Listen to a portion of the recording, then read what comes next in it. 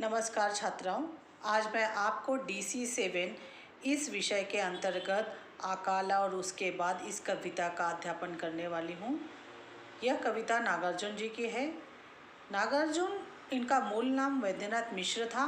नागार्जुन को और यात्री नाम से भी जाना जाता था। नागार्जुन हिंदी की प्रगतिवादी काव्य धारा के सशक्त कवि के रूप में हम सभी के सामने आते हैं। नागार्जुन ने अपनी इस कविता अकाल और उसके बाद इसमें कुल मिलाकर 8 ही पंक्तियाँ लिखी हैं, जिनमें 4 पंक्तियों में इन्होंने अकाल के दौरान की स्थितियों का वर्णन किया है और अगली 4 पंक्तियों में अकाल के बाद घर में जब अनाज आ जाता है तो घर की स्थिति किस प्रकार हो जाती है उसका वर्णन किया है। इनकी प्रमुख रचनाएं हैं सतरंगे पंखों वाली, चना जोर गरम, भस्मांकुर आदि। उपन्यासों में इन्होंने लिखा है रतिनाथ की चाची, बलचन्मा, बाबा बटेश्वर नाथ। और चूँकि आप लोगों को इस बार जो है ऑब्जेक्टिव पे ज़्यादा ध्यान देना है, क्योंकि आपको मल्टीपल चॉइस क्वेश्चन जो हैं वो पूछे जा सकते हैं, तो आप लोगों को उनके उपन्यास और कविताएं क्या क्या हैं वो ध्यान में रखना है। कविता की मूल संवेदना है वो इस प्रकार है कि यह एक छोटी सी कविता नागार्जुन की है, जिसमें अकाल और अकाल के बाद की स्थिति किस प्रकार की होती है, किसान के घर की अवस्था कैसी होती है, इसका यथार्थ चित्रण किया है। कहीं कोई अलंकार नहीं है, कल्पना नहीं है, जैसा है हूबहू वैसा का वैसा चित्रण जो है बाबा नागार्जुन जी ने अपनी कविता में करने का प्रयास किया है। इसे स्वभावोक्ति कहते हैं। जो है जैसा है वैसा लिखना बहुत कठिन होता है। भीषण अकाल का चित्रण केवल 4 पंक्तियों में यहाँ किया गया है। घर में दाने आने के बाद क्या होता है, इसका भी केवल चित्रण 4 ही पंक्तियों में इन्होंने किया है। तो पहले मैं कविता का जो है वाचन करूँगी और उसके बाद आपको समझाऊँगी।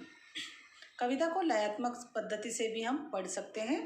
जैसे कविता का शीर्षक अकाल और उसके बाद, इसको मैं गेय रूप में पढ़ाऊँगी।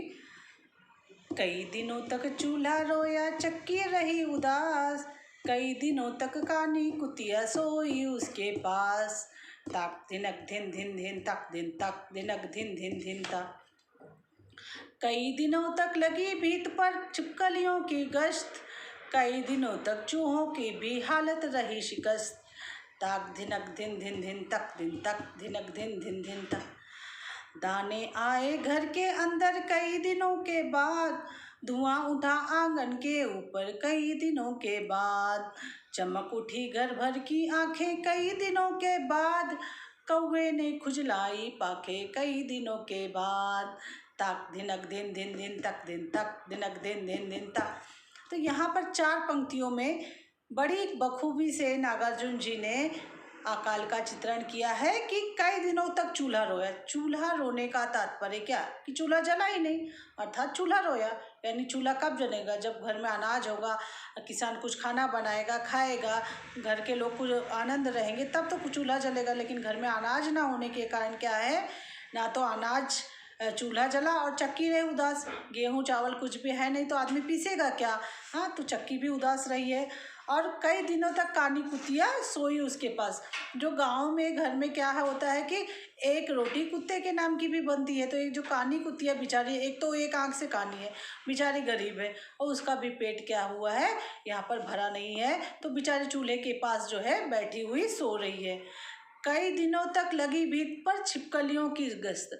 छिपकली जानते ही आप कि छिपकली भी कुछ ना कुछ खाने के लिए चाटती रहती है, किचन में यहाँ वहाँ घूमती रहती है, चूल्हे के इर्द गिर्द मंडराती रहती है। तो घर में क्या है, गश्त आदमी कब घूमेगा, जब पेट खाली रहेगा तो घूमता रहेगा रात भर। तो यहाँ छिपकली भी क्या है, अधूरे पेट है, उसका पेट नहीं भरा तो छिपकलियों की गश्त लगी हुई है।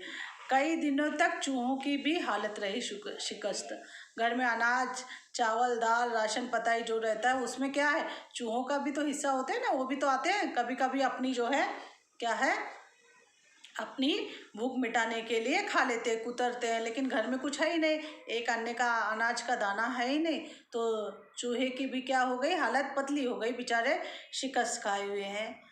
अब देखिए, ये 4 पंक्तियों में अकाल का चित्रण बहुत ही सुंदर से किया है कि जानवर भी क्या है, भूखे प्यासे हैं किसान के साथ साथ। और उसके बाद दाने आए घर के अंदर कई दिनों के बाद। अब कई दिनों के बाद अकाल की स्थितियाँ जो है सामान्य हो गई, हाँ अच्छी फसल हो गई, और उसके बाद क्या है, किसान के घर में क्या है, दाने आ गए। तो दाने आने के बाद क्या होता है, धुआं उठा आंगन के ऊपर कई दिनों के बाद। आंगन पहले क्या होता है, आपके जैसे आज के ज़माने में जैसे चिमनी लगाए तो धुआं निकलेगा बाहर, वैसा नहीं होता था। किचन मॉडिफाइड नहीं होते थे। किसान का घर कैसा होता है, मिट्टी का होगा, हाँ घर में आंगन होगा, और आंगन में ही चूल्हा जलता है, क्योंकि जो धुआं है वो घर के बाहर चला जाता है। गांव में जाओगे तो देखोगे कि किसके आंगन से अगर धुआं निकल रहा है तो बहू को सास कहती है कि देखो उनके घर चूल्हा जल गया, खाना बनाने की तैयारी हो गई है, खाना बन रहा है, तो अपने घर में भी बनना चाहिए। तो वो प्रतीक है एक, अब धुआं उठना एक क्या है, एक प्रतीक है कि वो दिखा रहा है कि वहाँ पर खाना बन रहा है। तो किसान के घर में आना जाने के बाद कई दिनों के बाद क्या हो गया है, खाना बनाने की व्यवस्था की जा रही है।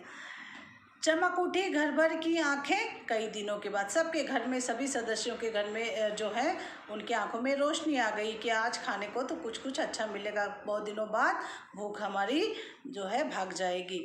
कौवे ने खुजलाई पांखें कई दिनों के बाद। कौवे भी क्या है, खुश हो गए हैं और अपने पंख जो है फैला रहे हैं, और क्या है, खुश होकर आनंद मना रहे हैं कि आज हमें भी, आज हमारे भाग का भी क्या है, एक और एक निवाला जो है मिलेगा। तो इस प्रकार नागार्जुन की ये कविता बहुत ही सुंदर, बहुत ही छोटी है, जिसका नाम है अकाल और उसके बाद। धन्यवाद।